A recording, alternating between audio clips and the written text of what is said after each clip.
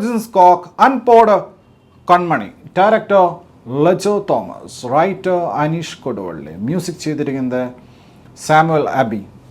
മ്യൂസിക്കിൻ്റെ കാര്യം പറഞ്ഞു കഴിഞ്ഞാൽ ആദ്യം ഗ്രാഫിക്സ് ടൈറ്റിലൊക്കെ വന്നതിന് ശേഷം പിന്നെ ഒരു ഫീൽ ഗുഡ് പോലെ ഇങ്ങനെ തുടങ്ങുക.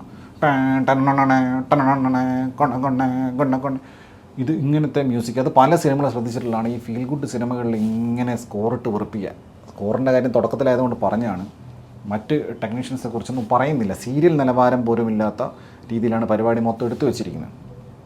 ഈ സിനിമയുടെ സെറ്റിംഗ് എന്ന് പറയുന്നത് കണ്ണൂർ ഭാഗത്തുള്ള ഏതോ ഗ്രാമമാണ്. അപ്പോൾ അവിടെയുള്ള സംസാര രീതികളും അവിടുത്തെ ആളുകളും നാട്ടിൻപുറത്തുവരൊക്കെയാണ്. പക്ഷേ ഇത് ഏത് നാട്, ഏത് യൂണിവേഴ്സ്, ഇതെന്താ അവർ പറയാൻ ഉദ്ദേശിച്ചിരിക്കുന്നത്? എന്ത് ഡയലോഗ്സ് എഴുതി വെച്ചിരിക്കുന്നത്? എൻ്റെ പൊന്നു, ഇതുപോലത്തെ ഒരു തിരുവാണ സിനിമ. കാരണം ഇതൊരു മലങ്കൾട്ട് സിനിമയാണെങ്കിൽ ഇങ്ങനെയൊന്നും പറയേണ്ട ആവശ്യമേ ഉണ്ടായിരുന്നില്ല. കാരണം നമുക്കൊരു മലങ്കൾട്ടായിട്ട് ഇങ്ങനെ ഇവരെന്തൊക്കെയാണ് കാണിക്കുന്നതെന്ന് അറിയാൻ വേണ്ടിയിട്ട് ഇങ്ങനെ കണ്ടുകൊണ്ടിരിക്കാമല്ലോ. ഇത് അസഹനീയ പരിപാടി. നവാസ് വള്ളിക്കുന്ന്, ഉണ്ണിരാജ, നമ്മുടെ അഖിലേഷ് ഏട്ടൻ, ഇവരൊക്കെ എന്തോ ബാബർ ഷോപ്പിലങ്ങ് വർക്ക് ചെയ്യുന്ന ആൾക്കാരാണ്. അവിടെ നിന്നുള്ളൊരു സീനാണ്. അവിടുത്തെ ഡയലോഗ്സ് കേട്ടപ്പോൾ ഇവർ കോമഡിക്ക് വേണ്ടി കാണിക്കുന്ന കാര്യങ്ങളെ, ഒരുത്തൻ്റെ മുടിയിലോ താടിയിലങ്ങ് ഈ കോമ്പ് കൊടുങ്ങുക, എന്നിട്ട് അത് വലിച്ചെടുക്കുക, പേളെന്ന് പറഞ്ഞിട്ട് എന്താ ഫേഷ്യൽ ചെയ്തിട്ട് അതിൻ്റെ എന്താ പറയുക.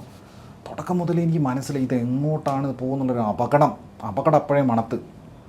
അത് കഴിഞ്ഞിട്ട് പിന്നെ ഡയലോഗ്സാണ്. പിന്നെ മൊത്തം ലോഡ് ഇറക്കുക. സംഭവം മനസ്സിലായില്ലേ എന്താ സംഭവം വെച്ച് കഴിഞ്ഞാൽ ഗർഭത്തെക്കുറിച്ചാണ് പറയുന്നത്. അതായത് കണ്ണൂർ പോലുള്ളൊരു സ്ഥലത്ത് ഇത് ഏത് ഗ്രാമം, ഏത് സ്ഥലം ഇത്. ഓക്കെ, ആളുകൾക്ക് ബേസിക്കലി മറ്റുള്ള ആളുകളുടെ കാര്യം അറിയാൻ താല്പര്യമുണ്ടാകും. പ്രത്യേകിച്ച് നൈബേഴ്സിനും തൊട്ടടുത്ത വീട്ടുകാർക്കും ഈ ഒരേ അയൽക്കൂട്ടം, കുടുംബശ്രീ ഒക്കെയുള്ള ആളുകൾക്ക്, ഒരേ സംഘത്തിൽപ്പെട്ട ആളുകൾക്കെല്ലാം അവർ വല്ലപ്പോഴും ഇത് പറയുമല്ലാതെ ഒരു സിനിമ തുടങ്ങി സിനിമ അവസാനിക്കുന്നവരെ സിനിമയിലെ 90% കഥാപാത്രങ്ങളും ഈ സാക്ഷരതയെക്കുറിച്ചൊക്കെ പറയും പോലെ 100 എന്ന് പറയുന്നത് തെറ്റില്ല. എല്ലാ ആളുകളും ഗർഭത്തെക്കുറിച്ചും ഈ മറ്റേ ദാമ്പത്യത്തിൽ കുട്ടികളുണ്ടാവുന്നതിനെക്കുറിച്ചും ഇതിനെക്കുറിച്ച് മാത്രം സംസാരിക്കുന്ന ഒരു സമൂഹം ആബാലവൃദ്ധം ജനങ്ങൾ എല്ലാവരും, വരുന്ന ആളുകൾ പോകുന്ന ആളുകൾ എല്ലാ സീനിലും എല്ലാ ഷോട്ടിലും വന്നിട്ട് ഇത് സംസാരിച്ചിട്ട് പോവുക. കുട്ടിയില്ലേ, മച്ചിയാണോ, ഗർഭം എവിടെ, ഇത് ഈ ഒരു വിഷയം വളരെ നല്ല രീതിക്ക് അറ്റൻഡ് ചെയ്തിട്ടുള്ള, അഡ്രസ്സ് ചെയ്തിട്ടുള്ള ഒരു സിനിമ എടുത്തിറങ്ങിയത് വിശേഷം എന്ന് പറഞ്ഞിട്ട്. ഇത് ഓക്കെ, ഇതിനൊരു പരിധിയില്ലേ. എല്ലാ കഥാപാത്രവും എല്ലാ സീനിലും വന്ന് ഇത് തന്നെ പറഞ്ഞ് വെറുപ്പിക്കുക. അതിൻ്റെ ഇടയ്ക്ക് നവാസ് വള്ളിക്കുന്നിൻ്റെ കഥാപാത്രം വന്നിട്ട് ഇങ്ങനെ ഇടയ്ക്കിടയ്ക്ക് പറയും മിസ്റ്റേക്ക്. എനിക്ക് സംഭവം അറിയാം, മിസ്റ്റേക്ക്. ഓക്കെ, ഓനാൾ മിസ്റ്റേക്ക് എന്ന് പറഞ്ഞു കഴിഞ്ഞാൽ എൻ്റെ നാട്ടിലൊക്കെ പറയാറുണ്ട്, വടക്ക് ഭാഗത്തോട്ടോ പറയാറുണ്ട്, തകരാറാണെന്നുള്ളതാണ്. ഇത് എത്ര തവണയാണ് പറയുന്നത്? 1500 തവണ. നവാസ് വള്ളിക്കുന്നിന് ആകെ 2 പരിപാടിയുള്ളൂ. കുട്ടികളുണ്ടാക്കുന്ന ഒരു കഥാപാത്രം, പിന്നെ മിസ്റ്റേക്ക് എന്ന് പറയാം. ഇങ്ങനെ പിന്നെ ഈ അർജുൻ അശോകൻ ധ്യാനിന് കോമ്പറ്റീഷൻ കൊടുക്കാൻ തോന്നുന്നു. എല്ലാ ആഴ്ചയും ഇപ്പോൾ കാണുന്നുണ്ട് പുള്ളിയുടെ ഓരോ പടങ്ങൾ. പിന്നെ അർജുൻ അശോകൻ എടുത്തു കഴിഞ്ഞാൽ അൽത്താഫ് ഫ്രീ ആണെന്ന് തോന്നുന്നു. കഴിഞ്ഞ തവണ കണ്ട സിനിമയിൽ അൽത്താഫ് ഉണ്ടായിരുന്നു, പുണ്യാളൻ. അർജുൻ അശോകൻ ഇപ്പോഴും മറ്റേത് തന്നെ രോമാഞ്ചത്തിന് ഈ സാധനം തന്നെ കാണിക്കുക. എന്നിട്ട് പുള്ളിയുടെ വക ഒരു മാതിരി ഒരു കഥാപാത്രം, ഒരു മണഗുണാച്ച കഥാപാത്രം ഇങ്ങനെ ഒരു സൈഡിൽ കൂടെ ഇങ്ങനെ പോകുന്നു. പിന്നെ മാലാപാർവതിയൊക്കെ ഉണ്ട് അമ്മയായിട്ട്, അർജുൻ അശോകൻ്റെ അമ്മയായിട്ട്. ഇതെല്ലാം പിന്നെ ഒരു ലോഡ്, ഏതോ കുടുംബശ്രീ യൂണിറ്റിൽ നിന്ന് ഒരു ലോഡ് ആൾക്കാരെ ഇറക്കിയിട്ടുണ്ട്.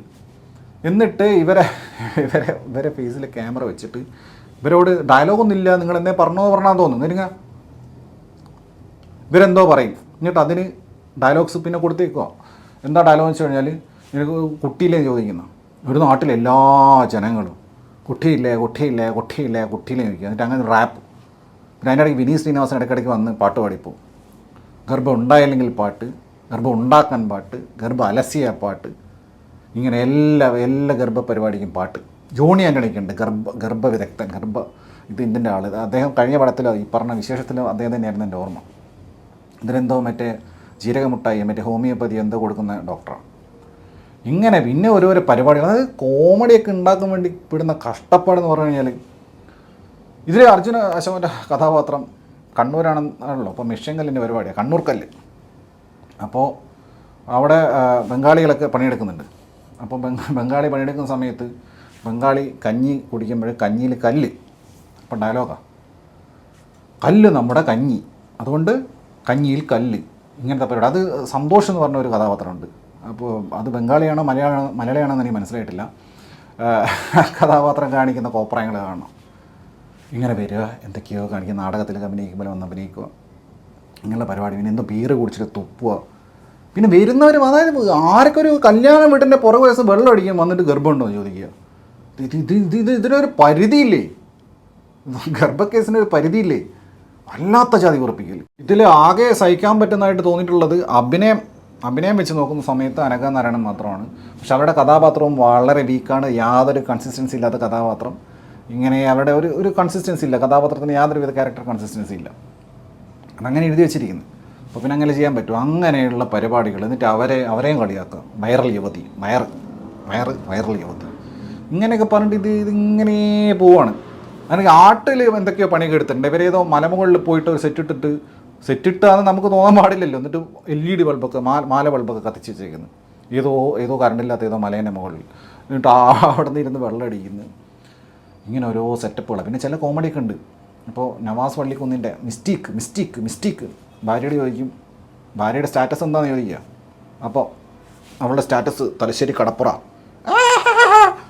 കോമഡി. വാട്സപ്പ് സ്റ്റാറ്റസ് പറയുന്നത്. സ്റ്റാറ്റസ് എന്താ ചോദിച്ചാൽ, അല്ലെങ്കിൽ സ്റ്റാറ്റസ് എന്നൊക്കെ സംസാരിക്കുന്ന ആൾക്കാരെ ഈ ഗർഭം എന്ന് പറഞ്ഞാൽ നടക്കുന്ന നാട്ടിലെ ഇത് ഏത് നാടാണ്? ഇത്രയും ടോക്സിക് ആയിട്ടുള്ളൊരു സിനിമ ഒന്ന് ആലോചിച്ച് നോക്കിയേ. ഇത് ഓക്കെ, ഇൻഡിവിജ്വലായിട്ട് ഡിഫറൻസസ് ഉണ്ടാവും, സബ്ജക്റ്റീവായിട്ട് ആളുകളുടെ താല്പര്യം വ്യത്യാസം ഉണ്ടാവും. കുട്ടികൾ വേണം എന്നുള്ളവരുണ്ടാവും, കുട്ടികൾ ഉണ്ടായിട്ട് വേണ്ടായിരുന്നു എന്ന് തോന്നുന്ന ആൾക്കാരുണ്ടാവും. അവിടെ പോസ്റ്റ് മോർട്ടം പ്രശ്നമുള്ള ആൾക്കാരുണ്ട് നാട്ടിൽ. അങ്ങനെ എന്തൊക്കെ പ്രശ്നങ്ങളുണ്ട്. കുട്ടികൾ വേണ്ടാന്ന് വെക്കുന്ന ആൾക്കാരുണ്ട്, കല്യാണമേ വേണ്ട വെക്കുന്ന ആൾക്കാരുണ്ട്. അങ്ങനെ പലതരം ആളുകൾ ജീവിക്കുന്ന ഒരു സമൂഹം. അത് അവിടെ ഒരു സൊസൈറ്റിയെ ഇവർ മൊത്തമായിട്ട് ഒരു സോഷ്യോളജിക്കൽ പ്രശ്നമായിട്ട് മാറ്റിയിരിക്കുക. ഇത് ഏത് യൂണിവേഴ്സ് ഇത്? അവിടെ എല്ലാ ആളുകളും ഗർഭത്തിന് വേണ്ടി അലമുറയിടുന്ന ഒരു ജനത, പുറകോട്ടുകളാണ് ഇവർ. എനിക്കറിയില്ല, ഇങ്ങനെ ഇത്രയും 100% ഇത്തരം ആളുകളെ സൃഷ്ടിച്ച ഒരു സിനിമ ഞാൻ കണ്ടതായിട്ട് ഓർക്കുന്നില്ല അടുത്ത കാലത്തൊന്നും. അതുപോലത്തെ ഒരു സ്ഥലം. എന്നിട്ട് ഈ പറഞ്ഞ ഈ മിസ്റ്റീക്കിൻ്റെ ഒരു ഡയലോഗാണ്, ദുനിയാവിലെ ഏറ്റവും മനോഹരമായ കാഴ്ച എന്ന് പറയുന്നത് നേഴ്സിൻ്റെ കയ്യിൽ നിന്നും കുട്ടി ഏറ്റുവാങ്ങുന്നതാണ്. അമ്മമ്മോ, വേറൊരു കാഴ്ചയും ദുനിയാവിലില്ല. ലോകത്തെല്ലാ ആൾക്കാരും ഇത് നോക്കി നടക്കുക. ഓക്കെ, അവനവന ചിലപ്പോൾ അങ്ങനെ ആഗ്രഹം ഉണ്ടാവുമായിരിക്കും. ബാക്കിയുള്ള നാട്ടുകാർ മൊത്തം ഇങ്ങനെ ഇത് ദുനിയാവിൻ്റെ പറഞ്ഞ് നടക്കില്ല. ഇതുപോലത്തെ ഒരു സിനിമ അങ്ങനെ എഴുതി വെച്ചേക്കുന്നത് ഭയങ്കര ടോക്സിക് ആയിട്ടുള്ള സിനിമ കേട്ടോ. ഈ സിനിമ കണ്ടു കഴിഞ്ഞാൽ വിചാരിക്കും ഇതെന്തോ ഭയങ്കര സാമൂഹ്യ വിപത്താണ് സംഭവിക്കുന്നത്. മനുഷ്യന് ബയോളജിക്കലി പല ലിമിറ്റേഷൻസ് ഉണ്ടാവും, അല്ലെ പല സാഹചര്യങ്ങളുണ്ടാവും. അതിനെ അഡ്രസ്സ് ചെയ്യുന്നതിൻ്റെ ഒരു മര്യാദയില്ല. ഇതിങ്ങനെ എഴുതി വെച്ചിട്ട് ഒരു സാധനം. അത് ഓക്കെ, അത് ഏതെങ്കിലും തരത്തിൽ ആസ്വാദ്യകരമാണെങ്കിൽ, അറ്റ്ലീസ്റ്റ് മലം കൾട്ടായിട്ടെങ്കിലും ആസ്വദിക്കാൻ പറ്റുമായിരുന്നെങ്കിൽ it would have been better. But totally lost. Kasaragod ഭാഗത്തുള്ള കുറേ പേരുണ്ടെന്ന് തോന്നുന്നു. നമ്മുടെ ജഡ്ജി കുഞ്ഞികൃഷ്ണൻ, പിന്നെ അതുപോലെ തന്നെ ഡയറക്ടർ മൃദുൽ നായർ, പിന്നെ ഭഗത് നായനോൽ, പിന്നെ സോഷ്യൽ മീഡിയയിലുള്ള KL ബ്രോ, അദ്ദേഹം ഏറ്റവും കൂടുതൽ ഫോളോവേഴ്സുള്ള അദ്ദേഹം, പിന്നെ ശ്രീകാന്ത് വെട്ടിയാർ G ആയിട്ട് തന്നെയാണ് തോന്നുന്നു ഇതിനകത്ത്. ആസ് എ ഹോൾ ഒരു തരത്തിലും സിനിമയുടെ ഏത് തരത്തിൽ റീഡ് ചെയ്ത് കഴിഞ്ഞാലും ഒരു തരത്തിലും സഹിക്കാൻ പറ്റാത്ത അൺബെയറബിളായിട്ടുള്ള ഒരു സിനിമയാണ് പേഴ്സണലി അൺബോർഡ് കൺമണി.